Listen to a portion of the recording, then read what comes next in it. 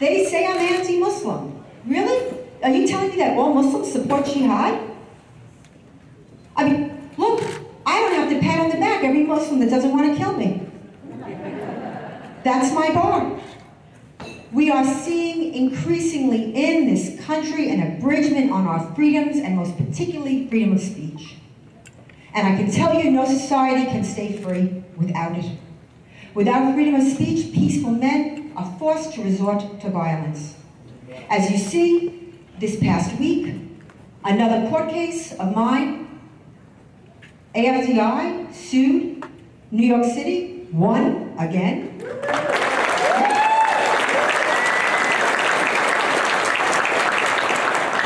To run anti-jihad ads.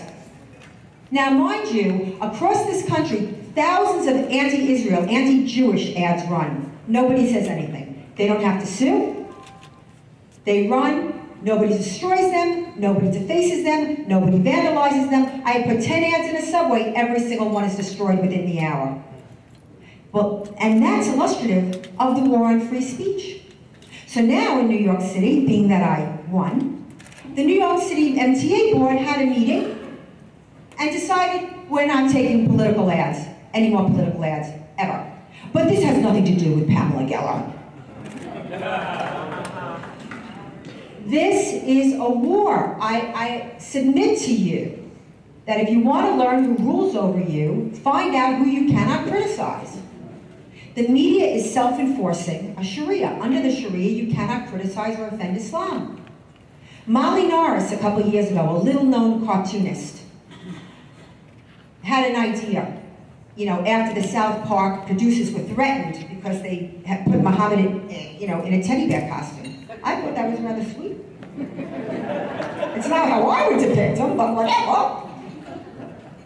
And within 24 hours, there was a fatwa on her head.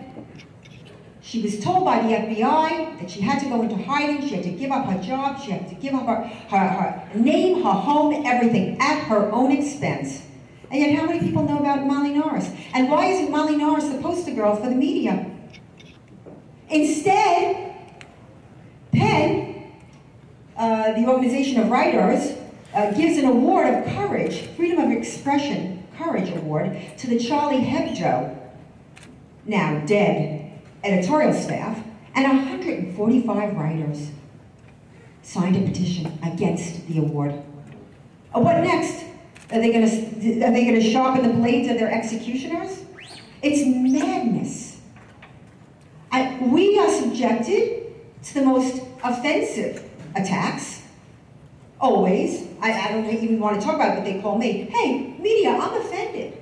You don't seem to care about that. No special rights for special classes. So in the wake of the Stand with the Prophet conference, we decided to hold this event here. And you are all heroes. And special mention to Gail Mitchell and Dory O'Brien for helping me pull this together because I'm not in Texas.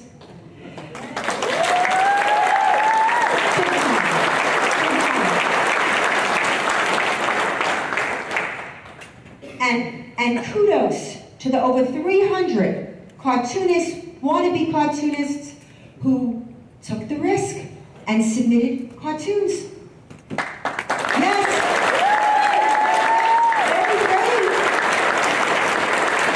Very brave. What is interesting is the winner of this cartoon is Jyllands-Posten.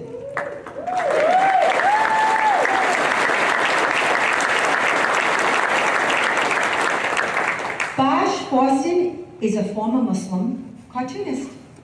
His graphic novel, The Infidel, is a story about twin brothers whose Muslim background comes to the forefront of their lives on 9/11.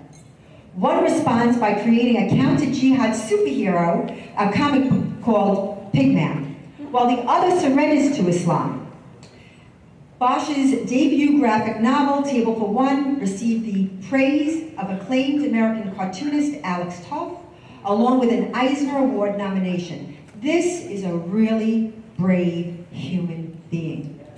I have been doing this work since 2004. Bosch was making cartoons then. And I can tell you, and I'm sure Robert can attest to this, in the beginning, everybody was like, yeah, 9/11, yeah, we're gonna take the prisoners, smoke them out, you know. And I know what happened. Everybody abandoned the field because they couldn't take the abuse from the media, from their friends. Look, nobody wants to be called a racist, even though Islam is not a race. Well, I'm going to say the Shahada, and all of a sudden my race is going to change. Cuckoo. But this is the narrative. The whole adopting of the civil rights narrative. This is a destructive and a narrative that is advanced at every level in academia, in the public schools. You have to fight. You know what's going on in the public schools. You see it happening in Texas. The proselytizing. You must fight. So I am honored to present a check. I was hoping that Mr. Wilders could be on stage because he's going to speak now, and I would like a photo with Bosch, with Mr. Wilders, with the check, and then Mr. Wilders, who we know is the worldwide, leader on the counter-jihad front. This man lives on the constant. He's amazing.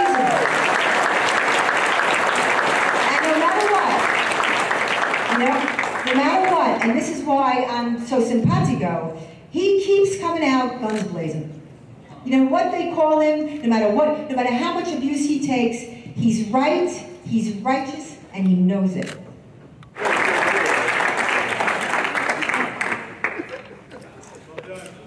And now, Mr. Wilders. We refuse to allow jihadists to dictate what we can and cannot say. That is the point of this conference. That is the point of freedom of speech. Freedom of speech is the foundation of a free society.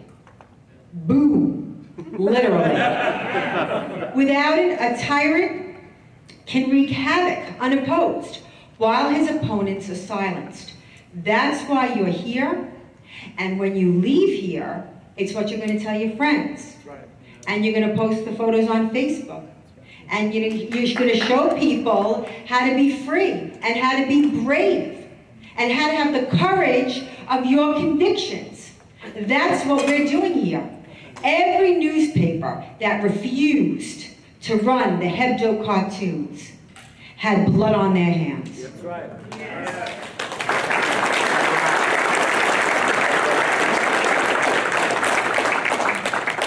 Because if every newspaper ran the cartoons from the giddy-up, as they say in Texas,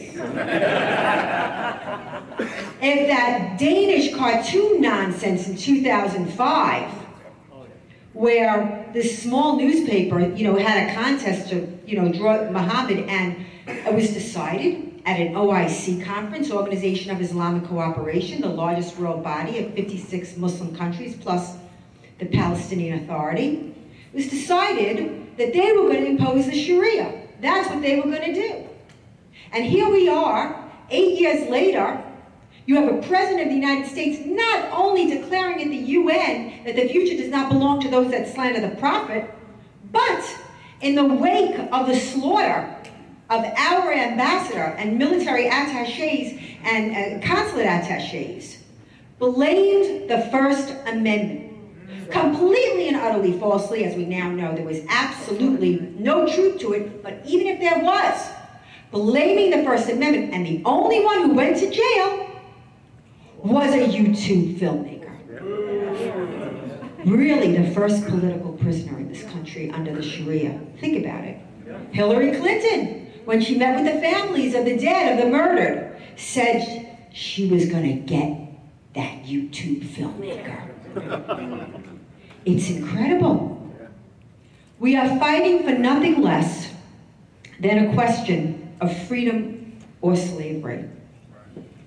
That's why you're here.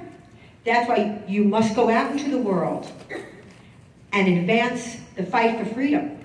No one is going to save you. You are going to save you. There are no casual observers in this fight. And while they have the largest megaphone, they have the media, they have academia, they have the culture,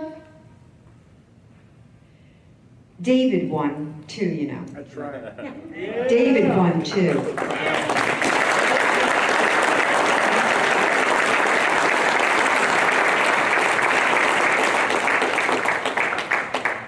It is the future. It is, and look, just the way we revered our grandparents and parents who fought and died in fighting the evil of Nazism. Our children and our grandchildren will despise us for leaving them held hostage by the most extreme and radical ideology on the face of the earth.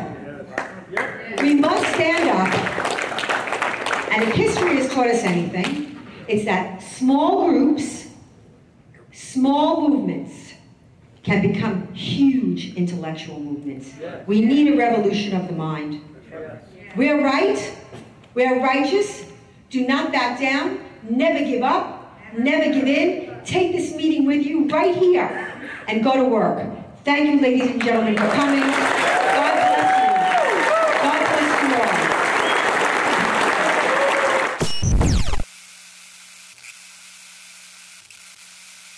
all.